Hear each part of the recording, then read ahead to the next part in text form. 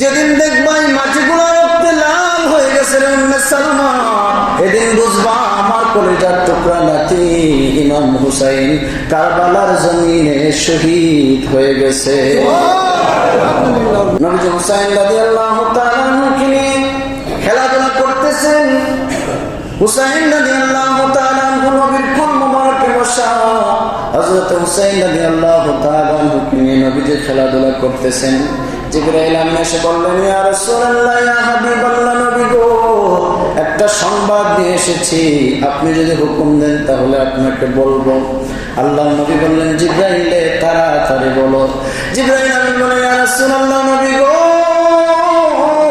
ও দয়াল নবী, মায়ার নবী, আপনার কুল মুবারকে আপনার কলিজার টুকরা নাতি ইমাম হুসাইন রয়েছে। ইয়া রাসূলুল্লাহ, ইয়া হাবিবাল্লাহ, নবী গো, আপনার এই কলিজার টুকরা নাতিকে আপনার উম্মতরা কারবালার প্রান্তরে শহীদ করে দিবে। আল্লাহু আকবার।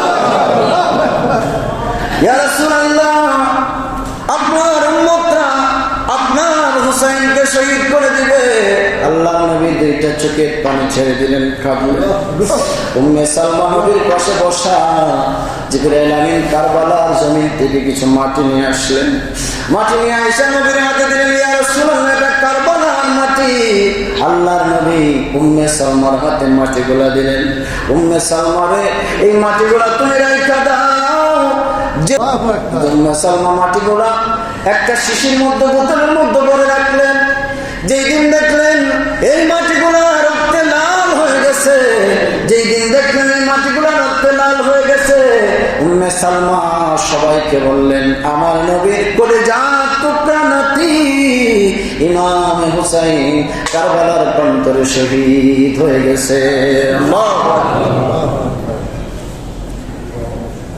হযরত ইবনে আব্বাস রাদিয়াল্লাহু তাআলা আনহু ঘুমায় আছেন।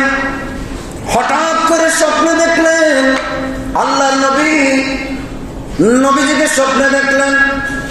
নবীজি ইন্তেকাল করেছেন। আব্বাস রাদিয়াল্লাহু তাআলা আনহু স্বপ্নে দেখলেন আল্লাহর নবীর চুল মুবারক এলোমেলো অবস্থায়, নবীর শরীর মুবারকের মধ্যে রক্ত লেগে আছে, নবীর শরীর মুবারকের মধ্যে রক্ত লেগে আছে, নবীর দুই চোখ দিয়ে পানি পড়তেছে, নবী কান্না করতেছেন।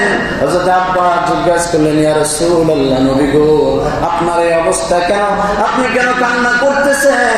কেন এত এলোমেলো অবস্থা? ইয়া রাসূলুল্লাহ, কি হয়েছে আমাকে বলেন।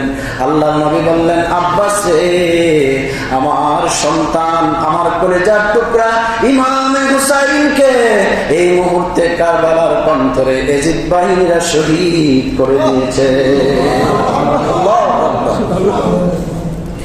এজিদ বাহিনী আমার কলিজার টুকরা নাতিকে শহীদ করে দিয়েছে। আব্বা, হযরত আব্বাস ঘুম থেকে উঠে চিৎকার করে সমস্ত সাহাবায়ে কেরামকে জানিয়ে দিলেন, ও নবীর সাহাবারা, আল্লাহর কসম করে বলি, কারবালার প্রান্তরে নবীর কলিজার টুকরা ইমাম হুসাইন শহীদ হয়ে গেছে।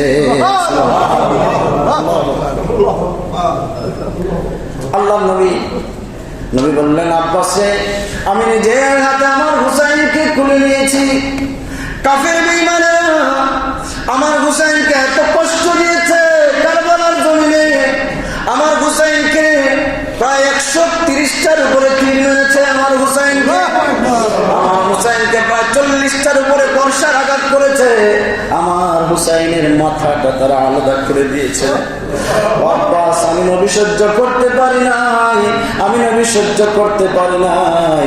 আমার হুসাইনকে তারা এত কষ্ট দিয়েছে, কাফের বেঈমানের আমার হুসাইনকে এত কষ্ট দিয়েছে। আমি নবী বদল করে গেলাম, আমি নবী তাদের জন্য বদল করলাম।